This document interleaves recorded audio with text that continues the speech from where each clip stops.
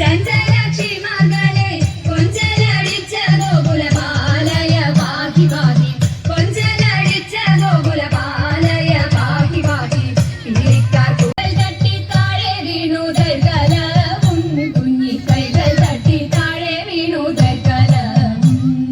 കലമുടഞ്ഞു തൈരുമെല്ലാം താഴെ തൂക്കി